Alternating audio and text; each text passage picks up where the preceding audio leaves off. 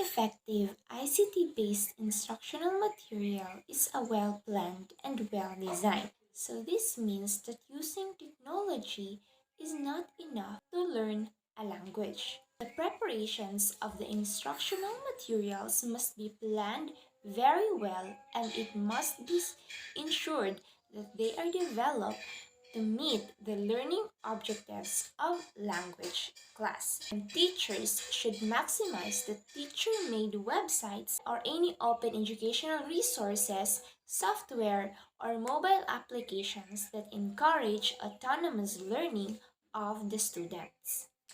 Now, we will proceed with the characteristics of effective and efficient instructional tools. But before that, let us first identify the difference between effective and efficient. What is effective and efficient? If we say effective, this means that achieving the desired outcomes. And the efficient means using resources in the best way possible. So effectiveness in instruction is often thought of as the end goal, whereas the efficiency is how we get there. Now let us proceed with the 6 characteristics of effective and efficient instructional material. Instructional tools class. First, we have enhances instructional effectiveness. Second, we have promotes active learning. Third, develops critical thinking. Fourth, accommodates differentiated instructions. Fifth, motivating. And lastly, the multisensory. So let us first identify each one of these characteristics. First, we have the enhances instructional effectiveness. So let me read the definition. The instructional material must be able to facilitate the increase of students' achievement in language classes.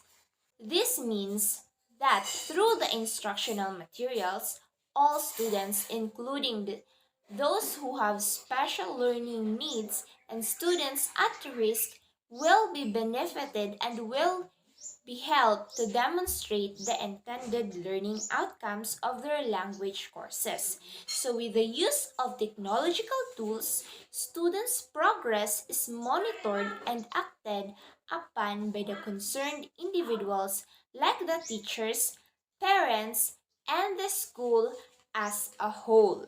So with the use of technological tools, the instruction or the delivery of the material is enhanced or more established than those compared to the traditional way. Second, we have promotes active learning. Through the use of interactive technology tools, learning interest is stimulated and students' focus is redirected. With the use of technological tools, students and teachers will be highly engaged in the learning process. Active learning means that students actively participate in classroom activities through the lesson rather than passively. So they create an environment that encourages participation, critical thinking, and problem solving. So the role of the teacher in promoting active learning is that teacher supports and guides students as they explore, collaborate, and discover knowledge, fostering a proactive and engaging learning experience. So just like what we all say, that in the learning environment compared to traditional, the new learning environment today is that teachers act as a facilitator. This type also, or this characteristic also, provides an activity that gets students involved in the learning process. Next, we have develops critical thinking. The third characteristics. Technological tools and instructional materials must be designed and implemented in such a way that they help develop critical thinking skills among the learners. So with this, students share their ideas, consider other students' perspectives, and develop a sense of awareness be responsive, and listen to others. Fourth, we have accommodates differentiated instructions. In students have diverse backgrounds and have diverse intelligences and learning styles. They learn in different way. So the process of tailoring, it is important that the instruction or the teacher promotes tailored lessons because this meet each student's individual interests, needs, and strengths. So when we say tailoring, this means that changing the delivery in a way that is suitable for the students. Since students have various learning needs, as we all know, we have multiple intelligences. So it is important that the teacher also tailor a lesson or create a lesson that is suitable for their learning needs. And it gives students choice and flexibility in how they learn and helps teachers personalize learning. Next, we have motivating. So the use of these materials is expected to motivate the students to pay attention and actively participate. So in motivating, it is important that the instructional material or the instructional tools used, especially that the students nowadays are more engaged into technology. So it is important that all your instructional materials are also related. Six, we have multisensory. So this engage multiple senses in the learning process. It refers to the way information is delivered through the three primary modes of instructions, namely visual, auditory, and sensory motor. So if we say multisensory from the word multi, it engages multiple senses, not just one or two, but all those five senses. So this refers to the way information is delivered through the primary modes. So when we say visual, this focuses on the sight, the sense of sight. One of the biggest challenges among teachers is to prepare for instructional materials that are multisensory. So with the advent of technological tools developed by very good programmers, multimedia are available that allow teachers to just learn how to use them and then maximum in the teaching of their lesson.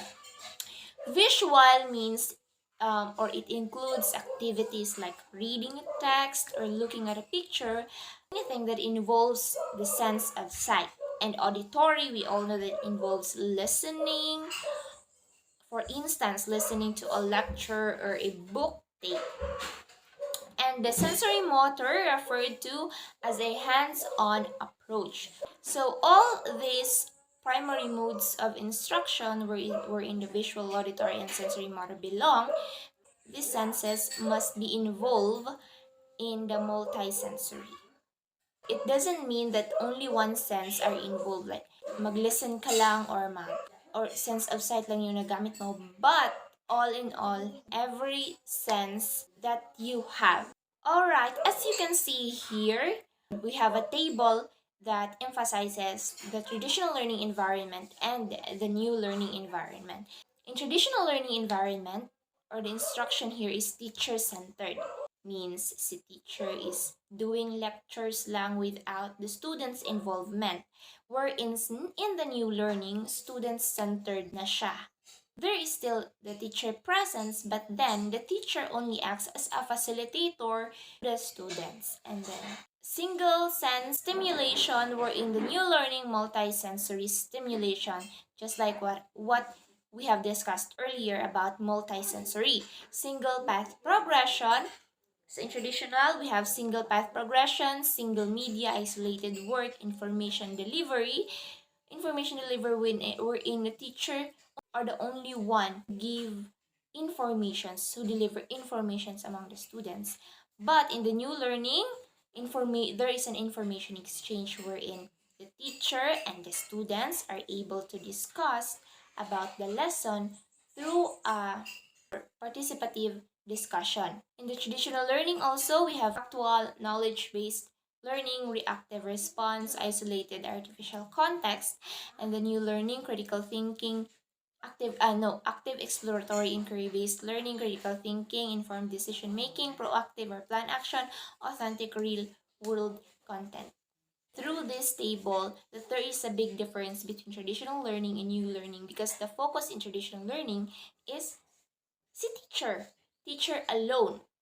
They are the primary source of information. But then in the new learning environment, we're in what we practice nowadays, student centered. It means that students are involved in any sort of discussion within class. This focuses also in their problem solving abilities or critical thinking, wherein students are able to participate in class and have the responsibility to work on their own learning.